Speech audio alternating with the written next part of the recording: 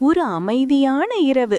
மாயா திடீரென்று தனது ஜன்னலுக்கு வெளியே ஒரு நீல ஒளி மின்னுவதை கவனித்தாள். புட்டியும் சின்ன பறவையும் பயம் கலந்த கண்களால் அவளை பார்த்தன. இது என்ன ஒளி? போய் பார்த்தால்தான் தெரியும் என்று மாயா துணிவாக முடிவு செய்தாள்.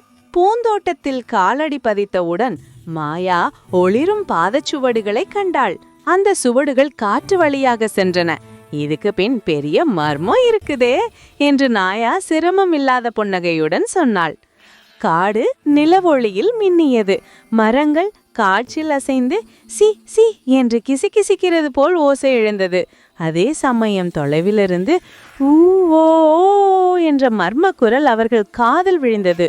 ஒரு மெதுவான ஒளிப்படலம் போல ஒரு பேய் அவர்களின் முன் தோன்றியது. ஆனா அது பயம் இல்ல, சின்ன பிள்ளை போல சோகமாக மிதந்து கொண்டிருந்தது. நீ ஏன் கவலையில் இருக்க என்று மாயா அன்புடன் கேட்டாள். பேய் தன் நிலா இறகு தொலைந்து போனதாக கூறியது. அந்த இறகு இல்லாமல் இரவின் பிரகாசம் மங்கிவிடும் என அது சொன்னது. உன் இறகை நாங்க கண்டுபிடிச்சு தரோம் என்று மாயா தைரியமாக வாக்குறுதி அளித்தாள். திடீரென நூற்றுக்கணக்கான மின்மினிகள் காடு முழுவதும் ஒளிர்ந்து ஒரு மாய பாதையை உருவாக்கின. இதுதான் நமக்கு வழிகாட்டுறது என்று மாயா உற்சாகத்துடன் சொன்னாள்.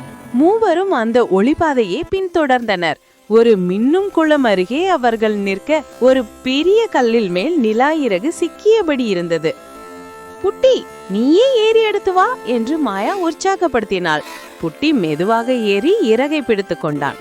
நிலா இறகை பேய்க்கு கையளித்தவுடன் காடு முழுவதும் வெள்ளி ஒளி பரவியது. மரங்களும் மலர்களும் மகிழ்ச்சியுடன் ஜொலித்தன. பேய் புன்னகையுடன் நன்றி மாயா என்று மனம் திறந்து சொன்னது. வானுக்கு திரும்புவதற்கு முன் பேய் மாயாவுக்கு ஒரு சின்ன நட்சத்திர தொங்கல் கொடுத்தது. உன் துணிவுக்கும் நல்ல மனசுக்கும் இதுதான் பரிசு என்று கூறியது. மாயா அதை அணிந்தவுடன் அவள் மனசு ஒளியால் நிறைந்தது. நிலா இப்போது மொத்த வானத்தையும் பிரகாசிக்க செய்தது. மாயா, புட்டி, பறவை எல்லாரும் ஒரே சந்தோஷத்துடன் வீட்டிற்கு திரும்பினர். அந்த இரவு அவர்களின் அன்பும் துணிவும் வானத்தை அழகாக மாற்றியது.